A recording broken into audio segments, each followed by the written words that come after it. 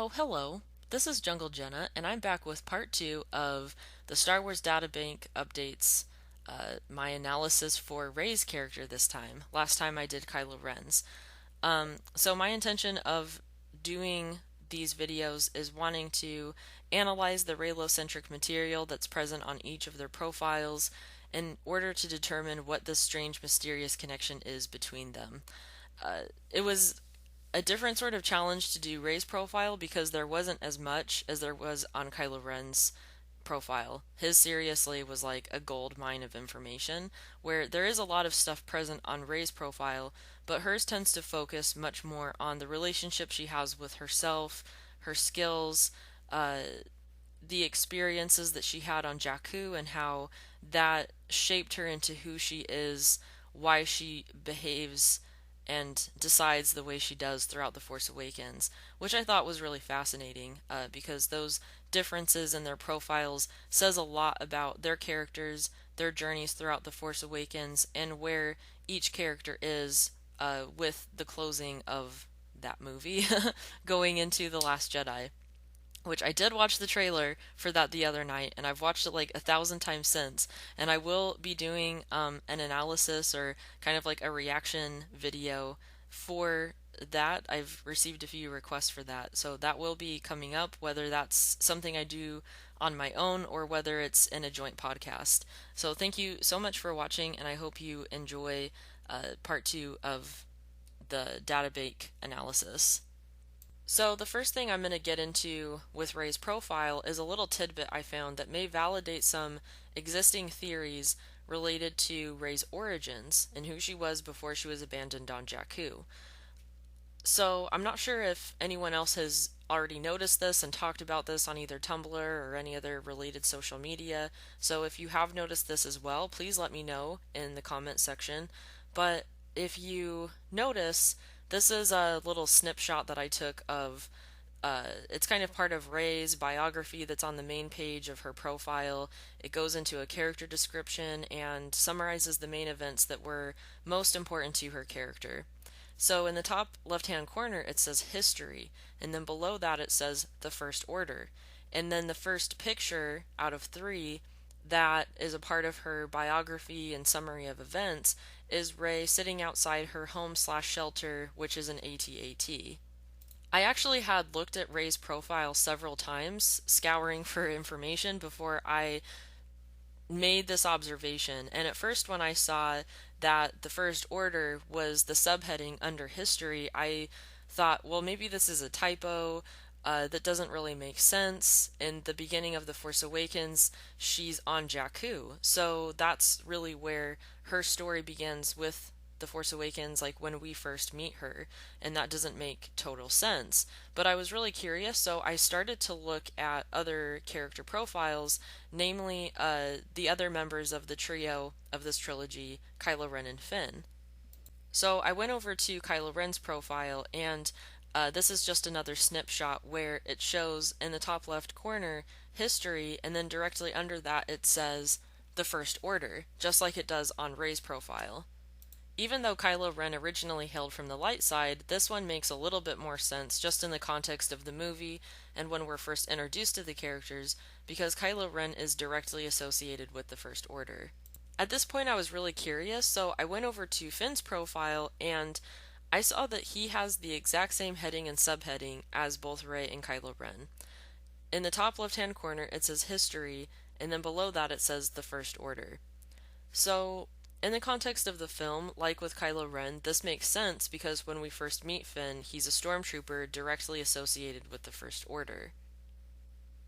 It was fascinating to go through these three profiles because I've believed since seeing The Force Awakens for the first time that these three characters form the new trio of the trilogy. And there's a lot in their profiles to validate this. I'm definitely not the first person to talk about Rey having dark side origins, and in fact I'm actually pretty late to the party, but what I think the Star Wars Databank seems to suggest on Rey's behalf is that she does have a past association with the First Order in some way. This passage right here comes from the character description on the main page of Rey's profile, and it reads, Rey is a Jakku scavenger, a survivor toughened by life on a harsh desert planet. When the fugitive droid BB-8 appeals to her for help, Rey finds herself drawn into a galaxy-spanning conflict. Despite dismissing herself as a no one, she learns that her life is being shaped by the mysterious power of the Force. So I included this passage because, like I said earlier, Rey's profile focuses a lot on the relationship she has with herself, her qualities as a survivor, her skills, and also her journey from perceiving herself as a no one to realizing that she is a person of significance in the galaxy whose life is being shaped by the Force. This passage comes from the character bio on Rey's profile, and it reads, Rey grew up on Jakku, eking out a life as a scavenger and hoping that one day whoever had left her on the barren desert world would return. She learned how to survive, becoming a gifted mechanic, pilot, and warrior, but she seemed destined to live out her days on a forlorn backwater world, ignorant of the larger galaxy and its perils and possibilities. I liked this passage because when The Force Awakens first came out, Rey was labeled as a Mary Sue, which I thought was really unfair, and so I liked how this passage talked a lot about her experiences on Jakku and all of the things that she learned through survival. And to be honest, that makes her seem even more badass because she could have died on this planet and yet she made it work. She's tough as nails, man. This passage reads, Rey's life changed when she encountered BB-8, a resistance astromech carrying a star chart offering a clue to the location of the long-lost Jedi Master Luke Skywalker. Rey and the renegade stormtrooper Finn forged an unlikely friendship, escaping Jakku and finding themselves caught in a galactic war, with both of their destinies shaped by the awakened power of the Force. So there were two things that jumped out at me in this passage. I'm not one to shit on other people's ships, and so oftentimes I don't really talk a lot about Finn Rey and all that jazz, but in this passage, it gives an example of, or I should say one of the many examples of Finn and Rey being referred to as just being friends. So I think it acknowledges that they do have this strong bond, but it's not necessarily a romantic one, it's one born of friendship. Or at least that's the long-term intention of this particular interaction. But then I also really liked how it said at the end, with both of their destinies shaped by the awakened power of the Force. So this validates that Finn, Kylo Ren, and Rey are the new members of this trio because they're all being influenced by the Force in some way. So this was part of a snip I took of a passage describing Rey being drawn to Maz's storeroom and to the blue lightsaber. But what I thought was interesting is that where it says an odd feeling led Rey to Maz's storeroom, this is an actual typo on the on her profile. But when I first looked at this, where because like my vision sucks. And so when I first saw the T, it looked like an L. So it literally looks like Raylo. And I mean, it's pretty close. And especially in the context where it says an odd feeling led Rey to Maz's storeroom. So she's being called to the blue lightsaber. And there's a lot of speculation on whether or not this blue lightsaber belonged to Ben Solo before he fell to the dark side. And it just seemed like an odd coincidence that it literally looks like Raylo. Like you could just take that little dash off and it would be an L. This passage reads, On Takodana, Skywalker's lightsaber called to Rey, who experienced a Force vision. She rejected this call to destiny, but was captured by the dark side warrior Kylo Ren, with whom she shared a strange connection. So this part in itself is really important because you have Rey rejecting her call to destiny and then encountering Kylo Ren. And this sort of mirrors the information that was on Kylo Ren's profile, but it was different in the sense that he was going to Takodana eager to fulfill his destiny, whereas Rey in this moment is running away from it. And despite the differences in their approach, they encounter each other in the forest and are really surprised by their interactions and what ends up resulting from them. I guess moving on to the next part, let's see. Kylo took Rey to Starkiller Base, where he tried to understand her rapidly growing powers. With Finn in peril, she escaped and took up Skywalker's lightsaber in the quest to find the Jedi Master. So I thought it was really interesting how they phrased Kylo's intention of bringing Rey to Starkiller Base as his attempt to understand her rapidly growing powers, where you could say, sure, he has his own motive for bringing Rey to Starkiller Base, but the primary motive in the movie seemed to be him wanting to get the map from Rey's mind. Um, but there was almost this conflict of duty between personal motive that was going on throughout that entire interrogation scene. But I guess my main point is that they could have phrased the interrogation scene and their other interactions in a variety of different ways. If they wanted to drive the point home that these two characters are enemies and they're intended to be enemies throughout the entire trilogy, they would have focused or played up on the less savory aspects of their interactions with each other. You know, they could have driven home the point that Han was this father figure to her that that he ended up taking from her, or that he injured Finn, her friend. They could have focused on Rey's embarrassment and self-consciousness when Kylo Ren sort of referred to her as being a scavenger. Um, there are so many ways that they could have framed their interactions aside from him attempting to understand her powers or them having this strange connection with each other.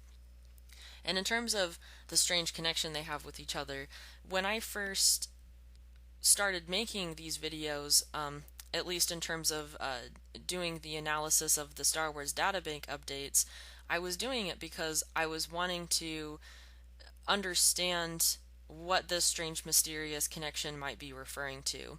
And when I first went into making these videos, I was like, well, of course it's probably referring to the Force. But as I've gotten further into making these videos, I actually think that it's referring to something, I don't necessarily want to say deeper, but I feel like they're going to end up taking it further than maybe we anticipated. And the reason why I say that is because a few passages ago, where it was referring to the Force shaping the destinies of both Finn and Rey, and them forming this unlikely friendship, you have these three characters with Rey, Finn, and Kylo Ren who are each shaped by the Force. And Rey and Finn are described as being shaped by the Force, so they obviously have this connection, with this energy field. Whereas Rey and Kylo Ren are described as having a strange and mysterious connection.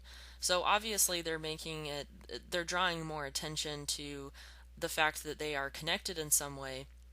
But I guess where I begin to ask more questions is, if they do have a Force bond, or if this is what it's referring to, then why would these two characters have a Force bond?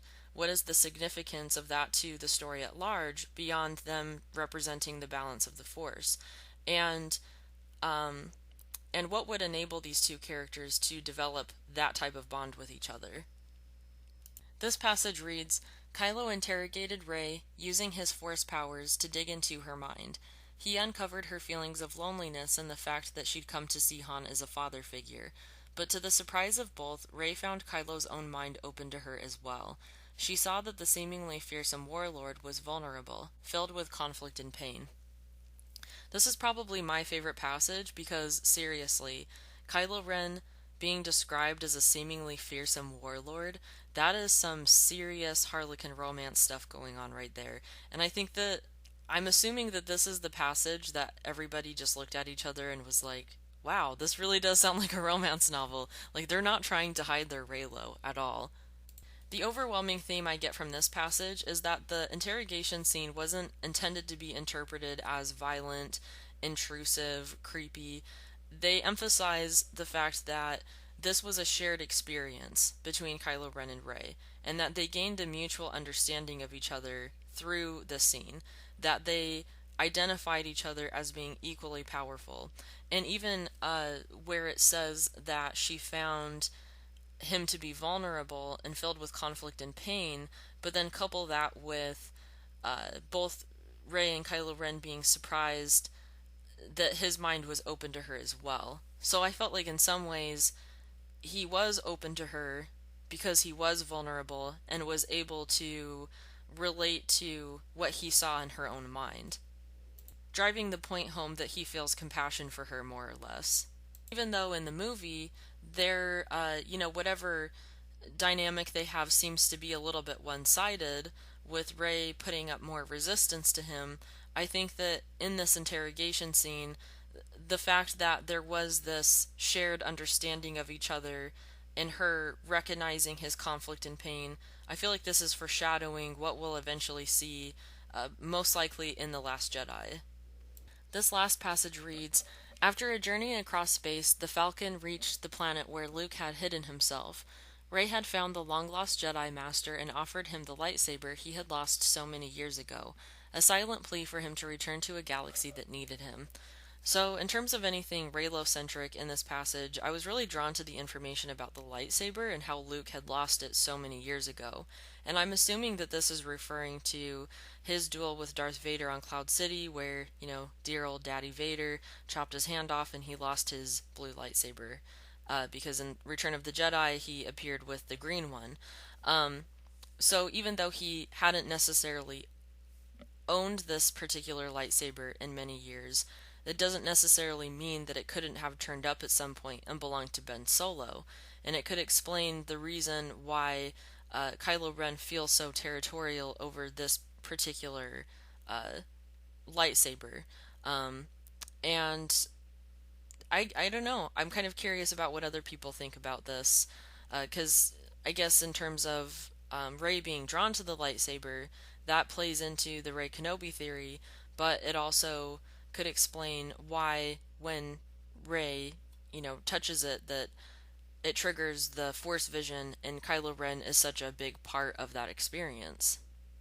This picture is in Rey's photo gallery, and it's the one that represents the interrogation scene. And I think it's so funny that they chose this one out of all of the ones that they could have, because they could have had a picture of Kylo Ren interrogating her where tears were streaming down her face, or her face was scrunched up in pain.